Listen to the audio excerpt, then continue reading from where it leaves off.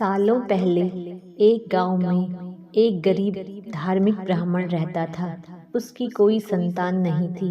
वह रोज नहा धोकर मन से देवताओं की पूजा करते हुए संतान की मांग करता, लेकिन ब्राह्मण की पत्नी खूब आलसी थी। वह न स्नान करती थी और न ही पूजा पाठ। पत्नी की इस आदत से ब्राह्मण दुखी रहता था। ब्राह्मण के धार्मिक गुणों से उसके घर में जल्द ही संतान के रूप में एक पुत्री ने जन्म लिया। उसकी पुत्री भी ब्राह्मण की तरह ही धार्मिक थी।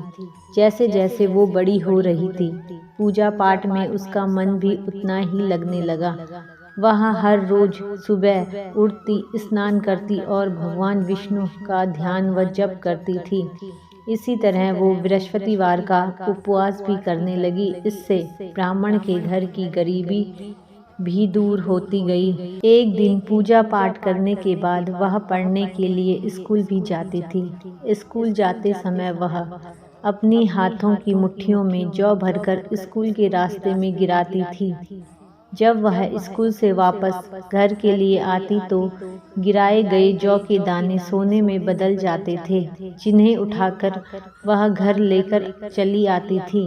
एक दिन ब्राह्मण की बेटी सोने के जौ सूप से साफ कर रही थी। तभी वहां आकर उसकी माँ ने कहा, बेटी, सोने के जौ को साफ करने के लिए सोने का सूप होना चाहिए। ब्राह्मण की बेटी को माँ की बात एकदम सही लगी। उसके अगले बृहस्पतिवार को उपवास रखने के बाद उस लड़की ने बृहस्पति देव को सोने का सूप मांगा। ब्राह्मण की बेटी हर बार पूरे विधि विधान से बृहस्पति देव की पूजा अर्चना करती थी। इससे प्रसन्न होकर भगवान उसकी सारी इच्छाएं भी पूरी कर देते थे।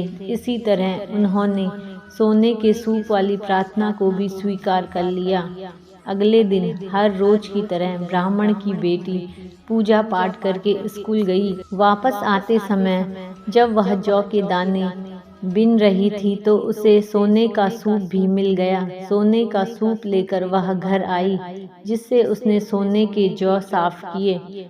एक दिन उसी तरह ब्राह्मण की बेटी घर के बाहर बैठकर सोने के जौ को सोने के सूप से साफ कर रही थी। तभी उसके घर के सामने एक राजकुमार गुजर रहा था। राजकुमार ब्राह्मण की बेटी को देखते ही उस पर मोहित हो गया। जब वह अपने महल पहुंचा तो ब्राह्मण की बेटी के मुंह में उसने खाना पीना त्याग दिया।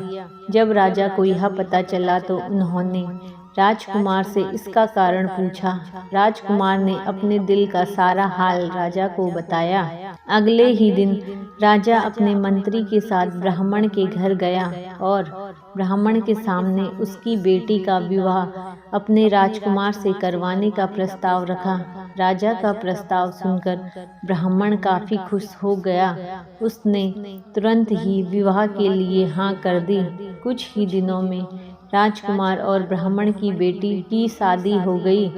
इधर ब्राह्मण की बेटी शादी होने के बाद अपने ससुराल चली गई। उधर ब्राह्मण फिर से गरीब होने लगा। उसके बुरे दिन दोबारा वापस आ गए।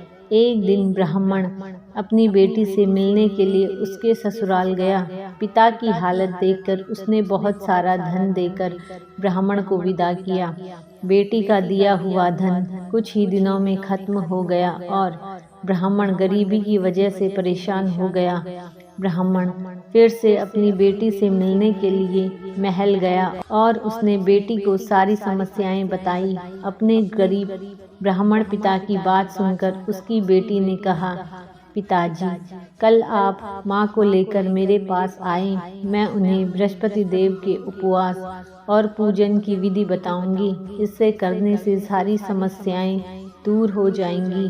ब्राह्मण ने ऐसा ही किया। अगले दिन वह अपनी पत्नी को लेकर बेटी से मिलने ले गया। पुत्री ने अपनी माँ को बहुत समझाया कि उन्हें आलस त्याग कर सुबह स्नान करना चाहिए और भगवान विष्णु की पूजा करनी चाहिए, लेकिन ब्राह्मण की पत्नी ने उसकी एक बात भी नहीं सुनी। वह अभी भी पहले की तरह ही रहती थी। माँ की ऐसी हरकतों से तंग आकर एक दिन उसकी पुत्री ने माँ को एक कोठरी में बंद कर दिया। उसे जबरन सुबह स्नान करवाया और भगवान विष्णु की पूजा करवाई। इससे उसकी माँ की बुद्धि में सुधार हो गया। अगले ही दिन से ब्राह्मण की पत्नी सुबह उठती, स्नान करती और भगवान विष्णु की पूजा करती। साथ ही बेटी के बताए अनुसार हर बृहस्पतिवार के दिन वह उपवास भी करने लगी। इससे प्रसन्न होकर बृहस्पति देव ने उसकी सारी गरीबी और समस्याएं दूर कर दी। फिर वह एक सुखी और संपन्न जीवन जीने लगे। इस व्रत के प्रभाव से मृत्यु के बाद ब्राह्मण और उसकी पत्नी को स्वर्ग का द्वार भी मिला। इस कहानी से हमें यह सीख मिलती है कि आलस्य करने से किसी भी तरह का काम नहीं बनता है। आलस्य को छोड़कर सुबह जल्दी उठकर पूजा पाठ की जाए तो मन भी शांत रहता है और मनोकामनाएं भी पूरी होती हैं।